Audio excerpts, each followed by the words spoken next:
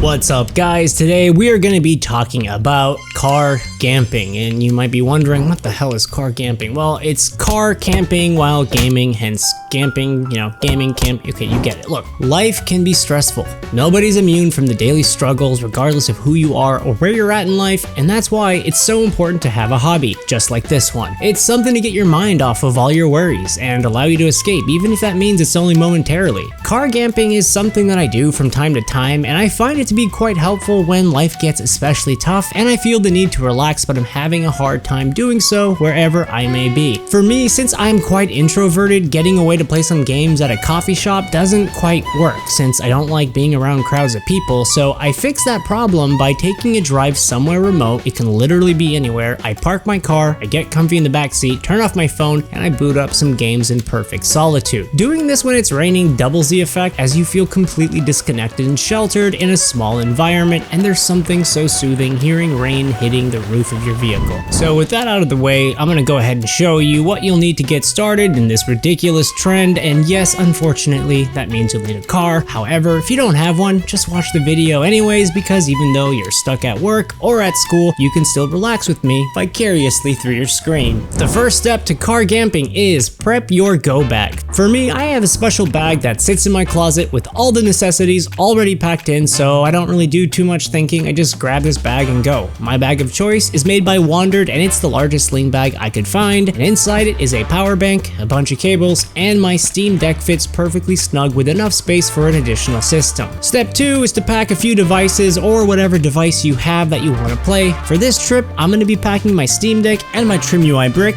as there are a few games I want to share with you, as these are some obscure homebrew games that I've been wanting to play, and for good measure, I'm going to go ahead and pack my PS Vita, since, like I said in my last video, I've been playing a ton of Tearaway and have been absolutely loving this game. Step 3 is grab all your comfy items. For me, it's pillows and some comfortable clothing. Also, boil some water and put that in a thermos if you have one. I'm bringing my favorite mug and some tea. Next, you just chuck all these items into the back of your car and drive off. Usually, I like to find an area that has little to no foot traffic. Public parks aren't bad. It can be anywhere, honestly. Just find somewhere that you feel safe and is relatively quiet. After driving around and scouting some areas, I finally find the spot. I'm gonna go ahead and park. Next, I'm gonna rearrange my car seat so I can maximize the amount of space I have in my back seat. I don't have the biggest vehicle, so you might have more success when trying to create as much room as possible, but do your best to get yourself into the most comfiest position. After that, I unpack everything carefully and place them into the passenger seat for maximum room. I usually put on a windshield cover to block any peering eyes from the outside world. I also have ridiculously tinted windows, which is helpful as well. And next is the best and most simple part. I turn on some lo-fi music or whatever the hell you like listening to lay back, grab your system of choice, and just game. It's that simple. And speaking of games, here's my top 10 list of games to play while gamping. First game is obviously gonna be Tearaway. This game is the perfect game to just kick back and lose yourself in a whimsical world that is just ridiculously creative, and it's perfect for a day like today.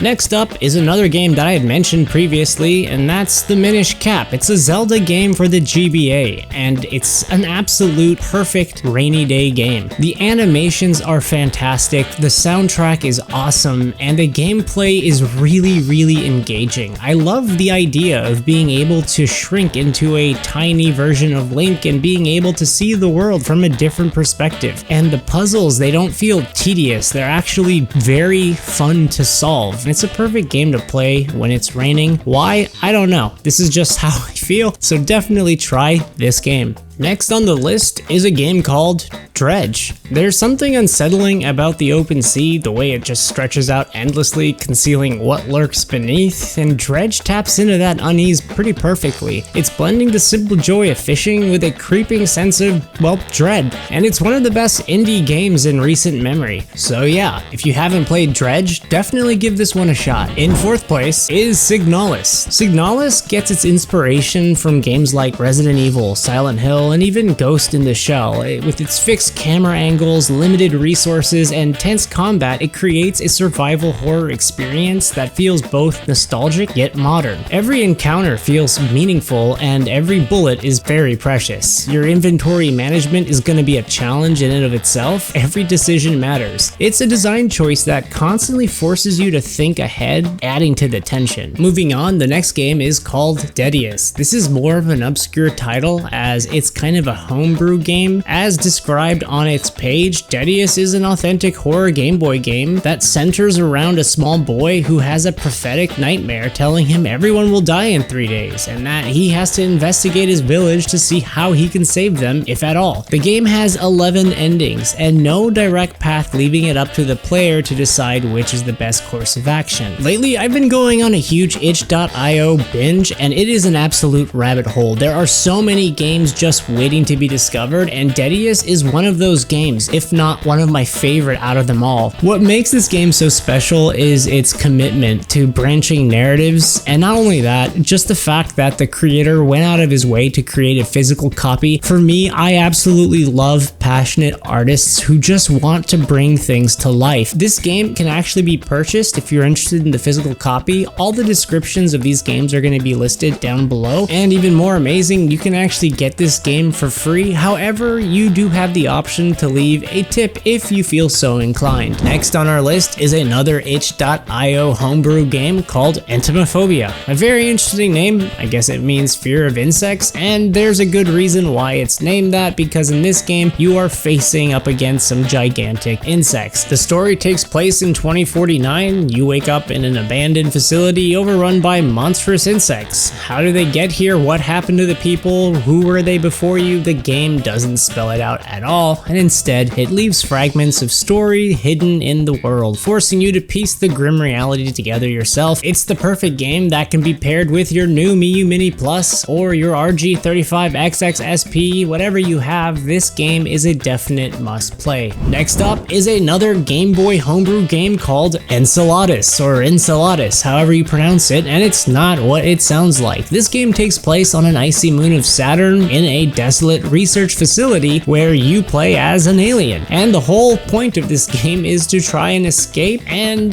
you can go about killing all the scientists that frequent this location. It is absolutely cool and kind of gory, honestly. This game can be described as a Metrovania type game where you go around the map searching for power-ups that makes your alien stronger, allowing you new abilities that grants you access to certain portions of the map that were locked before. Regardless of how short this game may be, it's another game I think you should definitely check out. And up next, because of that last game, which was just an appetizer for this next one, a reverse horror game called Carry On. Now, this game I am playing on my iPhone. It is actually available on a wide plethora of different systems and devices. You can get it for Android, you can get it on Steam, and it's a game I highly recommend. Why? Well, in Carry On, there are no guns, no health packs, just your own raw alien power. You get to lunge, grab, and consume, evolving as you tear through anything that stands in your way, which includes all the helpless scientists and workers in this lab. The brilliance of this game isn't just in its gameplay, but also in its perspective. You aren't hiding from the monster, you are the monster, and the fear in the eyes of the people running from you, screaming as you drag them into the shadows, never gets old. I'm a person that rarely purchases things off the App Store. I just don't really like playing games on my phone as the controls feel a bit janky. However, after downloading Carry On, it was just an experience too good to pass on, and I had to make the purchase. In the 9th spot is a game called Mud Warriors for the Game Boy Color, which is another homebrew title. This game is set in the 90s and it takes place on a playground. You play as a kid who's part of this massive game of make-believe where there are these two warring factions fighting for territory, and the whole point of the game is to throw mud on your opponents. The more quarters you find in the world, you can go ahead and trade those up for stars, and the more stars on your mud pass equates to being stronger. I found this game to be quite charming as it feels like something I would have created during my childhood. And last but definitely not least, and probably the most coziest game out of this list, is Carpe Diem, also for the Game Boy Color. The game takes place in the world of Pokemon, but instead of running around battling and trying to earn badges, this game feels more as if you're one of the NPCs and you get to experience a relaxing life just spending the day fishing. If this isn't camping material, I don't know what is, but this game is definitely cozy and perfect for a day like today. So those are my top 10 games. I'm curious if you have any games on your list that you think I might not know of. Feel free to leave a comment and let me know what you think are cozy games we could play next time we go camping. And while most of these games are free, there is the option to open up that wallet and show some appreciation for all their hard work if you're able to do so. And with that, if you made it this far into the video, thank you so much for hanging out with me today. I really appreciate the company. If you haven't subscribed yet, feel free to do so, and if not, no worries. I'm just glad you were part of this today. And well, that's it for me.